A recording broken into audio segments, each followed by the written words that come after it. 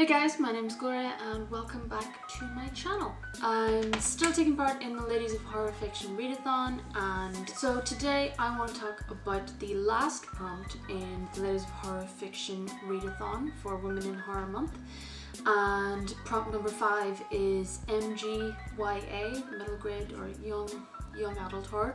And I'm unfortunately currently watching The Trials of Gabriel Fernandez on Netflix. I do not recommend it, simply for the fact that it's just a horrible documentary, but my soul is heavy right now and I need to alleviate some of that heaviness by sharing some good things to share with kids, and good fun-ish horror stories to share with kids. So I have the original MG middle grade book of short stories that I wanted to share. That's in the whole TBR video for this, which I'll link up above.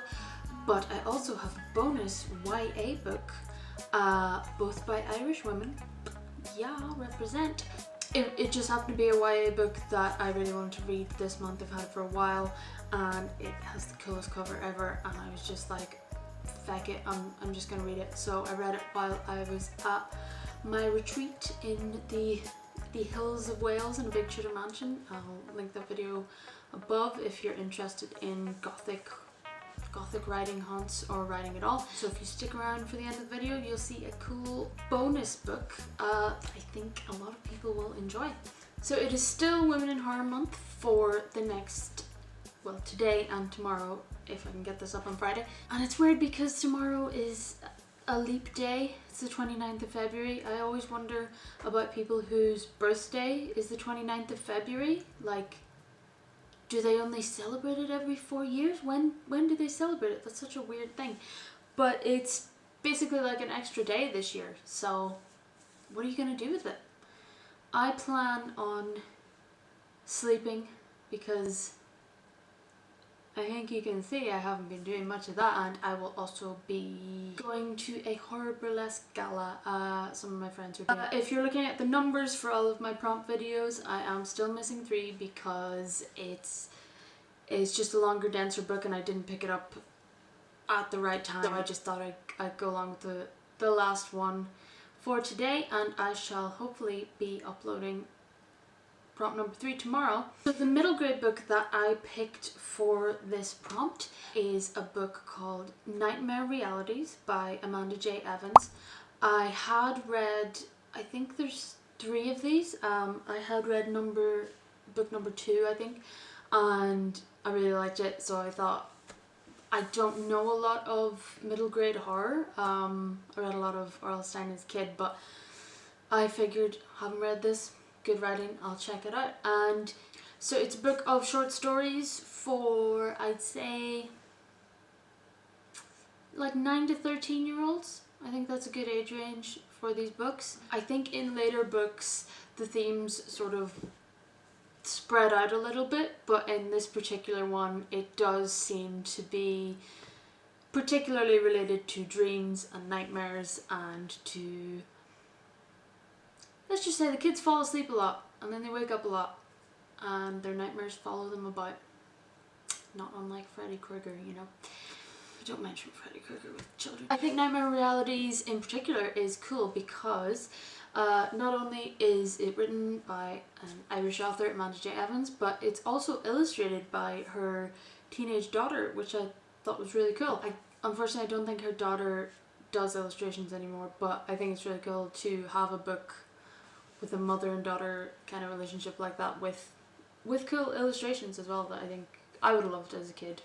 You know, you always need more pictures in books, in my opinion. The stories themselves they're quite eerie, they're quite creepy. She really sucks you into the story and in a very short amount of words, amount of time. You're there with whoever the kid is in their life, in their dramas, in their family, and you really get a sense of the characters really quickly, and you get a sense of their fears, which is kind of what the book is based on. There's a lovely little Irish folklore story in there as well about fairies. They're not cute little fairies, they're Irish fairies, which means they're horrible, ugly, evil little things that are trying to kill everyone at all times. So real horror, you know? If anyone's looking, if you have children or niece or nephew or anything and you think they might be leaning towards the dark side a little bit, I definitely recommend picking up some Nightmare Realities, because I think they're a good tame way to get started into horror, you know? You don't need to be throwing The Exorcist at them, you can just let them go with a few short stories. And the bonus YA book that I read is Perfectly Preventable Deaths by Deirdre Sullivan. I mean, look. I mean, the texture as well is great. Look at the pretty creepiness of this. I think it's a perfect cover for what's actually in the story and the characters in the story. The little tagline here says, "Bones in the mountains, magic in the blood." Ugh. And that is a perfect tagline as well. Sullivan has an eye for the uncanny, a taste for the macabre, and a gift for beautiful prose, from Louise O'Neill. I agree, Louise. I very much agree. Perfectly Preventable Deaths, I picked it up because it's an Irish author, but particularly because I didn't initially think it was actually a horror book or a creepy book. I don't think it's marketed as that. I just thought the name was like, the name and the skull and stuff. I guess I was being an idiot. I think because it's a YA book and the general initial story of it I thought was a bit, dare I say, tame. I thought like, oh, it's not going to be like a real horror or anything, but I just picked it up because it's pretty and because I wanted to check out some Irish female authors, and I'm so glad I did. Basic premise for Perfectly Preventable Deaths. I started reading this on the plane on the way to my writing retreat, by the way, and I was just like, that's a great name for looking out the window of an airplane. Perfectly Preventable Deaths. My death. The beginning story is that there are two, I think they're like 16-year-old twins, two female twins called Caitlin and, you know what their name is. Caitlin, Caitlin. I can't have forgotten what her name is. Caitlin Madeline.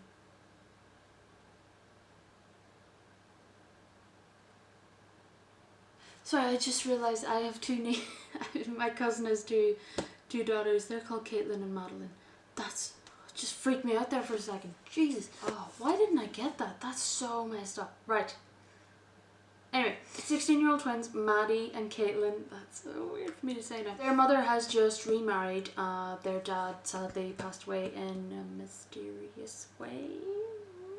But their dad passed away and their mother remarried, and they're moving to their stepdad's house, and they affectionately call it the Murder Castle because it's in a town called Ballyfran, which is sort of famous for a lot of young girls going missing over a span of decades. It's kind of famous for that, and also because the house that they're moving to is actually a castle. It was built by their stepdad's father, who's a very eccentric, very rich, very weird person. So they are actually going to live in a castle, and it's strange. Maddie is the quiet one, the anxious one, the one who has little tics that she has to do, and her mother doesn't like these things. She wants her to be normal.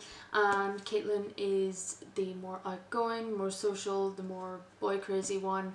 And despite this, they're very close sisters. They're very loving towards each other. They want to be together all the time. They are quite different, but they're very the same at times as well. So they go to this town, and Caitlin falls in love, and Maddie doesn't like this guy. She's a little bit jealous because of him taking her sister away from him, but there's also something not quite right about this guy.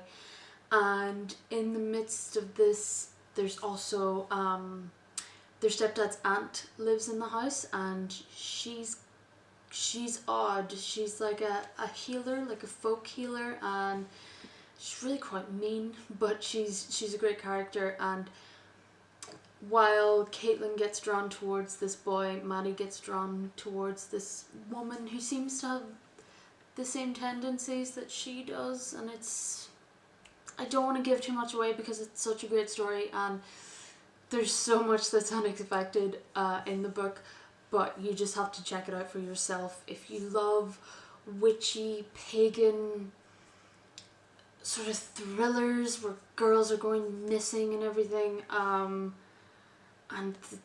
the town is weird and the town is dark and there's people know things and they don't want to talk about things. It's a classic small town where there are secrets and everyone knows there are secrets and nobody wants to talk about them, and these two girls show up and things turn a little bit strange. So those are my two middle grade and YA horror picks for prompt number 5 for the Ladies of Horror Fiction Readathon for Women in Horror Month. Listen to my nipples and read more scary books by women. I still have one more book to read for prompt 3.